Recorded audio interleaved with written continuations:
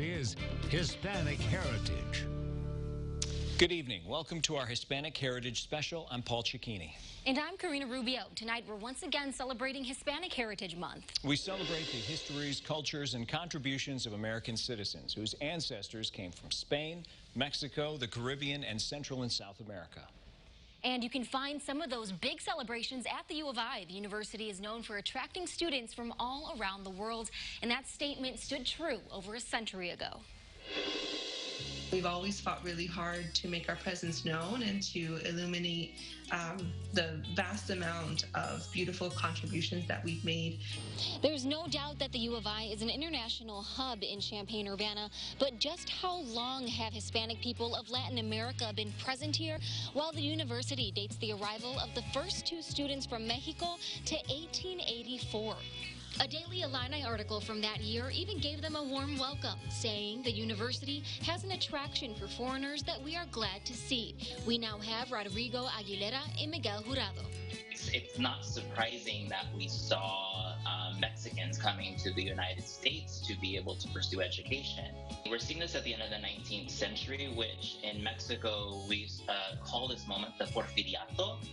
Porfirio Diaz was president of Mexico. He pushed for industry and foreign investment. If we look at what majors they were and what they were studying things like civil engineering, railroad engineering. They were studying modern technologies that they would then bring back to Mexico. Renato Ignacio Rosaldo Hernandez was another U of I scholar who came later down the road. He taught Spanish to men at the Chinook base in Rantoul right around World War II. The Mexican Air Force, particularly the Aztec Eagles, their elite, fighting Air Force planes, they were flying alongside the United States during World War II. But today's Hispanic and Latino professors at the U of I say there's one thing to keep in mind about these early Mexican scholars. They had the money and the means. These are wealthier Mexicans, white Mexicans at that. Mexican students that went abroad to study, and they came to Illinois. But it doesn't have a Latino presence. U of I professor Ronaldo Romero has a distinct definition for Latino presence. We're focusing on the U.S. Latino population to people that have been acculturated or have been racialized in the U.S. Romero says he thinks of Carlos Montezuma as an early key scholar. Montezuma was the first Native American student at the U of I. He had Mexican roots. He was kidnapped by another tribe, and then he was sold, or he was adopted by this person from Illinois, and that's how he wound up here at the university. And Professor Luis Leal, who retired from the U of I in the 1970s. Leal kind of personified the trajectory of what was Mexican studies at the time to Latin American studies to Chicano studies. Romero says people like Montezuma and Leal are more in line with the many students and teachers from diverse backgrounds who make up the university's Hispanic and Latino populations. There is more representation now. So, for example, me. I'm the only Latina in the developmental science division, but I believe I'm the only one, or have been the only one in about 20-ish years. U of I professor Ronaldo Romero is one of the founding members of the Latino-Latina Studies Department as they know it today. He says it's only been in existence for about 10 years. It started out as a minor, then major, and he says the next goal is PhD. No PhD required when it comes to cooking, but during the pandemic, it takes a good mind to make it work when it comes to owning and operating a restaurant. North of here, there are a trio that are doing just that, and they just happen to be Latinas. The rest of the world may have slowed down during the pandemic, but not here. This is lunchtime at Logan Square's Jibaritos y Más. Same story at Casa Yari. I've never felt so much love in my life like I have in these past few months. And they can't complain at Ponce Restaurant either. Consistency has been the key there. When you believe and do something with your heart, todo te sale bien.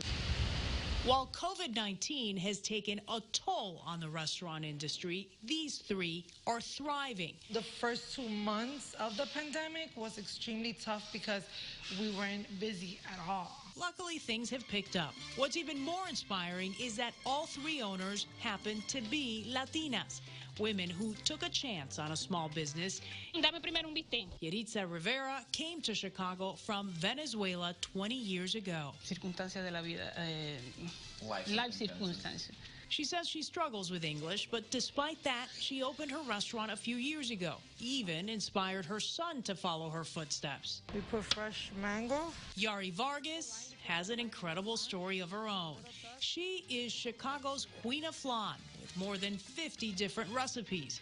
COVID forced her to initially lay off staff. I literally had to change the entire menu where I made it smaller so I could be able to handle the prepping by myself and be able to cook by myself. She's getting workers back. All three women help solidify the role of minority women in small businesses. In the last 5 years, women-owned businesses grew by 21% nationwide, and in 2019, women of color made up half of all women-owned businesses. I think this challenged me to get my creativity back out. I was like, you know what? I have to challenge myself. I have to look for resources that are available for me, available for the customer. We'll get through this.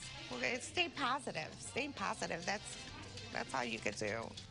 And all three ladies have mastered that idea of staying positive, handling the pandemic with a smile. In Chicago, I'm Lourdes Duarte. From 2006 to 2011, Hispanic restaurant ownership increased 42%. And coming up, it's amazing how life will sometimes be a full circle. he was a fan of WGN and Tom Skilling growing up in rural Texas. How years later, he's become the only Latino chief meteorologist on a national level.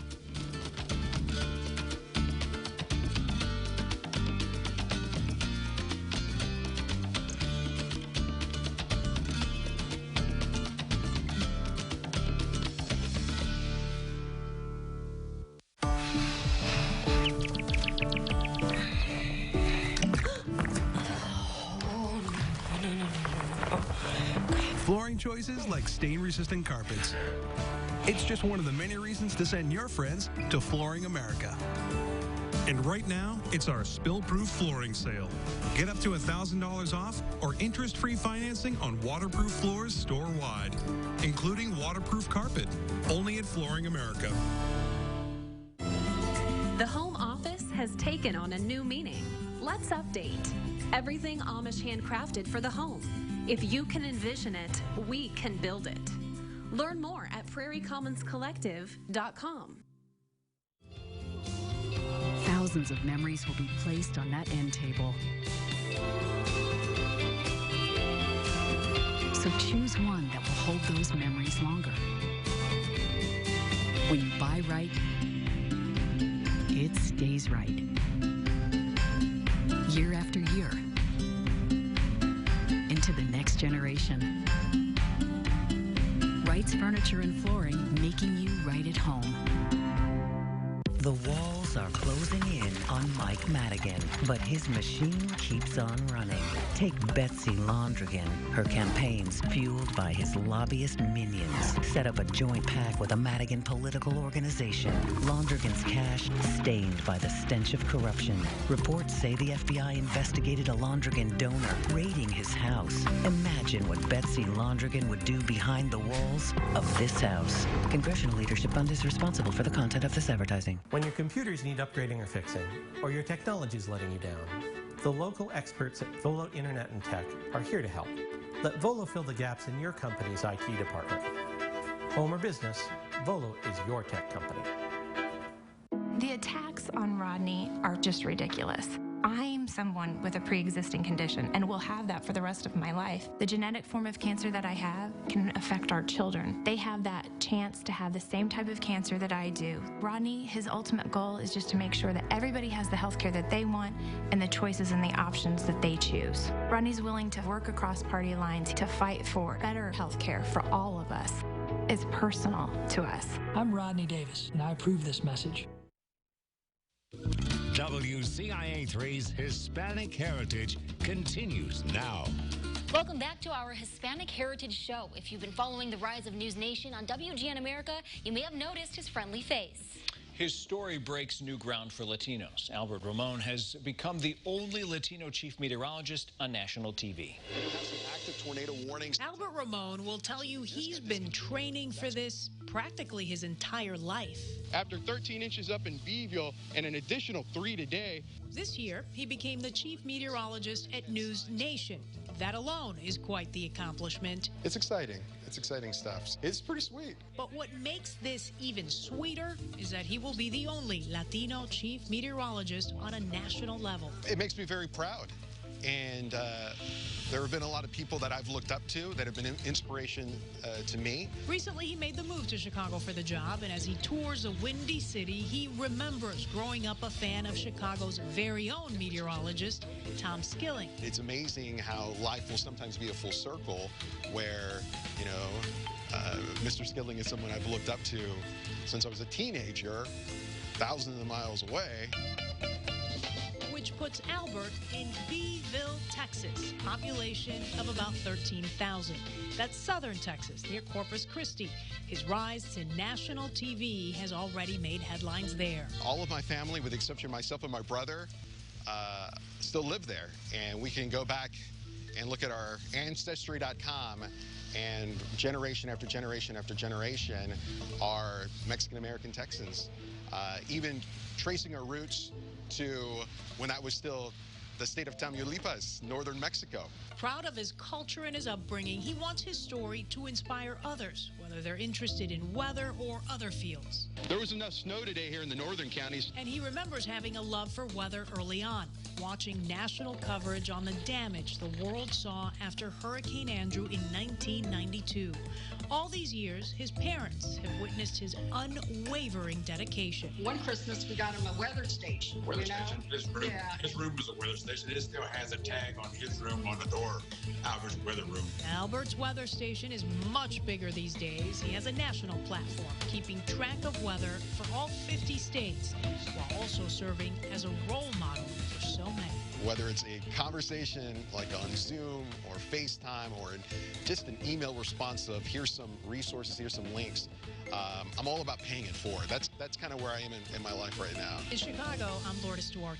And Albert is planning to give back in Chicago as well. He loves speaking in classrooms to young students about the role math and science can play in choosing a career. You can watch him on News Nation every weeknight from 7 to 10. And coming up, differences are not something that should keep us apart, but rather bring us together. It's a celebration of the diversity of many cultures, which one has called the U of I home for more than 100 years.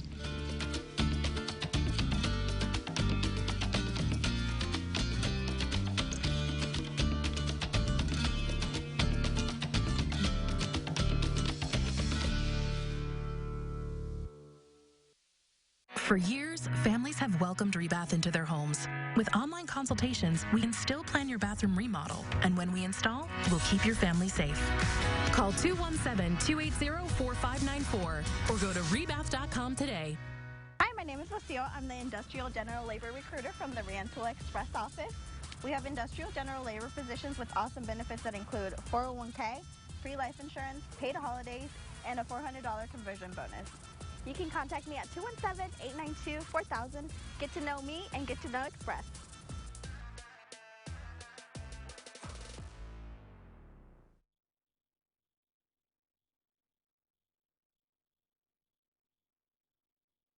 Tungate Law Office has served the local community for over 40 years. Tungate Law Office is a trusted team, here to serve your legal needs. Call today, 815-432-4979. The walls are closing in on Mike Madigan, but his machine keeps on running. Take Betsy Londrigan. Her campaign's fueled by his lobbyist minions. Set up a joint pact with a Madigan political organization. Londrigan's cash stained by the stench of corruption. Reports say the FBI investigated a Londrigan donor raiding his house. Imagine what Betsy Londrigan would do behind the walls of this house. Congressional Leadership Fund is responsible for the content of this advertising. I'm I'm Betsy Dirksen-Londrigan, and I approve this message. Scandals and special favors. Rodney Davis, another Illinois politician, out for himself. The ComEd scandal. Davis took $64,000 from the CEO, executives, and PAC of a company that admitted bribery to keep rates high. The PPP loan debacle. Davis's family got to the front of the line for $1 million payout, and he voted to keep it secret, while businesses and families suffered. Rodney Davis. He wins, we lose. How much Central Illinois can we squeeze into 1 hour? You'd be surprised. CI Living, weekdays at 4. WCIA3's Hispanic Heritage continues now. Hispanic Heritage Month celebrates the diversity of many cultures. Some you can find at the University of Illinois. Demi Ramirez has more on the journey of Puerto Ricans to campus and how they have been keeping their culture alive. Puerto Rican students have a long history at the University of Illinois. Decades ago, Puerto Rican nights at Lancer Hall were the place to be. Students would celebrate the religious Hispanic holiday, Three Kings Day. This was an event organized by Puerto Rican students primarily, with some support from other students as well, we can assume. And this would be a night of food and music and discussion. This is part of the University YMCA's International Supper, which later evolved into international dinners. Those are still around 30 years later. One of the things that has been a long tradition for the last couple of generations has been our international dinners. Illinois archives and yearbooks show Puerto Ricans have been on campus dating back to 1908 and have been waving their flag and yelling "Wepa" on campus ever since. I think something really unique happens in that students very early on were prone to talking about where they're coming from.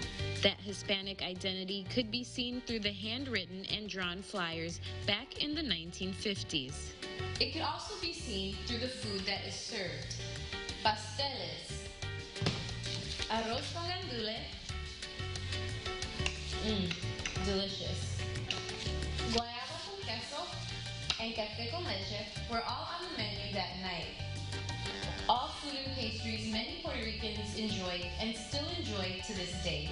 Just like the love for salsa dancing and Spanish music, which was a big part of the culture. I think the cultural nights are really exciting. And we still see them on campus today, too, right? We see the successors of these projects.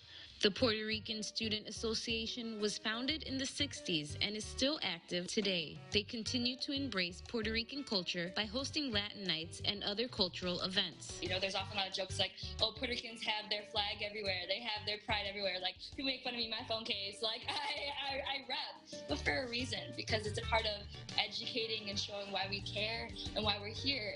It's something the University Y also embraces as they encourage others to understand the history and culture of Puerto Rican students. Well, I think one of the things that's really unique about the University YMCA is for the last 100+ years, one of the main functions of the organization is to make sure that we're a welcoming campus. The differences are not something that should keep us apart, but rather bring us together and appreciate that fabric of diversity. For Hispanic Heritage, I'm Demi Ramirez. The YMCA used to host international dinners every week, but now it's in March every year. They're looking to do more with smaller events in hopes of creating more diversity and conversations about different cultures on campus. The U.S. Census found nearly 500,000 Latinos live just to the east of us in Indiana. And many communities date back to the 19th century. Bershella Edme went through state archives and found out how a historian's own family tree tells the story of Latino Hoosiers. Sometimes it's the little things that keep us rooted to our ancestors. So we think she's from the 1930s. A doll stitched together in the Hoosier State nearly 100 years ago. So when we opened up the steam trunk, you know, there was a little tray and there's nothing but doll parts. So like heads, arms, and legs. And I'm like, what is this? It was one Hoosier's act of kindness for her homeland, su patria, Mexico. Her name is Maria Picon Reyes. Don't you forget it. That's who took these doll parts and sewed them together for kids affected by war. The profile is beautiful. She's special to Indiana historian Nicole Martinez-Legrand because that's her great-great-grandmother. Definitely made me very proud. She was one of many Latinos who came to Indiana at the start of the 20th century. there's push, there's pull, and there's stick. What is pushing these people out of their native homeland? What is pulling them into the United States? And what is making them stick into certain areas of our state? As early as 1890, the census records Latinos in the U.S.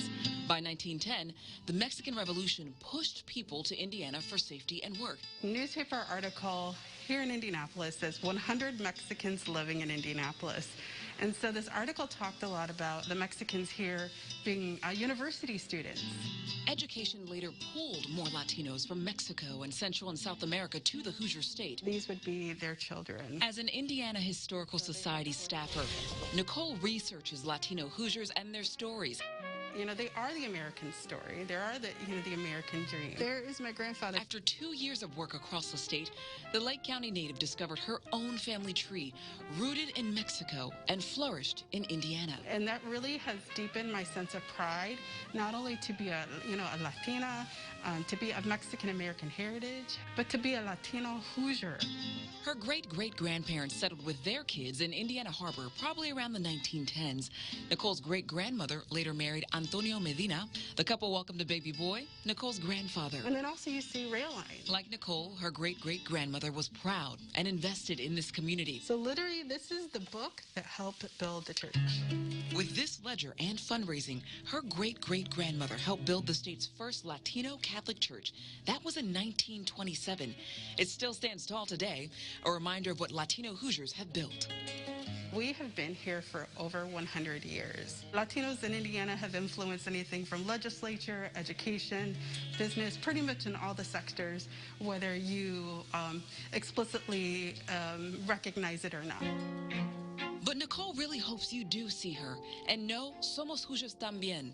We're Hoosiers too. A lot of people wanted to be heard. Reporting in Indianapolis, I'm Birchel Edmay. As of this year, there are more than 389,000 Latinos in Indiana. Coming up next. Born in Mexico, he pioneered a fusion of rock and roll and Latin American jazz. Carlos Santana, among others, have played their Hispanic heritage all the way to the Hall of Fame.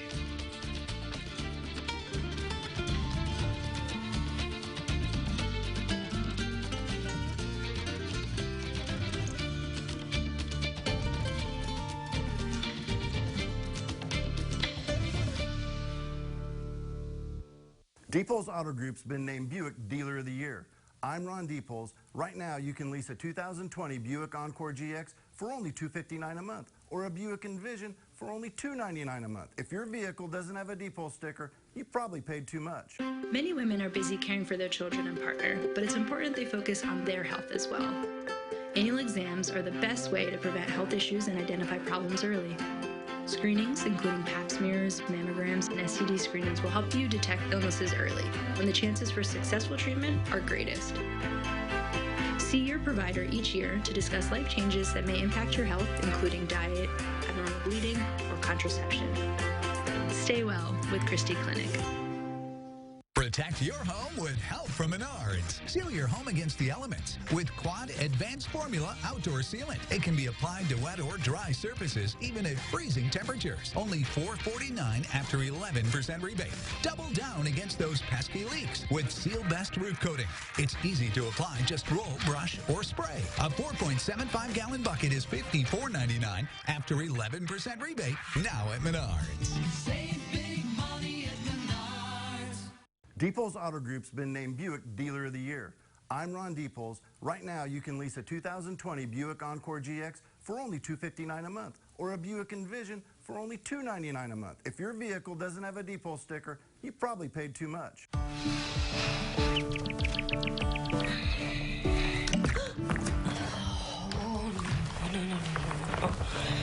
Flooring choices like stain-resistant carpets. It's just one of the many reasons to send your friends to Flooring America. And right now, it's our spill-proof flooring sale. Get up to $1,000 off or interest-free financing on waterproof floors store-wide, including waterproof carpet, only at Flooring America.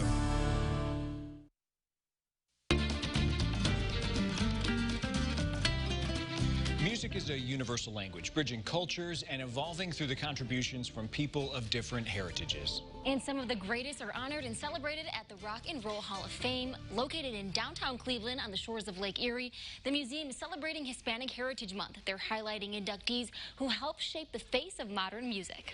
Since the beginning of rock and roll, we've seen deep influences of Latino music. With this electric guitar, a young Richie Valens wrote his smash hit reinterpretation of a Mexican folk song, La Bamba. By introducing Spanish lyrics into a rock and roll song, even that in alone in 1958 hadn't been done before. So that was groundbreaking. That was innovative. His contributions join those of other artists of Hispanic heritage who have their names etched in gold on the Rock and Roll Hall of Fame inductee wall. Vinny Lopez, a.k.a. Mad Dog of Bruce Springsteen's E Street Band. Everybody from Greg Errico of Sly and the Family Stone. Robert Trujillo of Metallica and Linda Ronstadt, among others. En la noche silenciosa. That last name may come as a surprise to some. Mariachi, my family are Mexican, and that is my roots. From her grandfather and previous generations, and recorded an entire album, kind of celebrating her roots. Precious artifacts help tell these inductees' stories, like Trujillo's bass guitar, the satin vest worn by Errico, and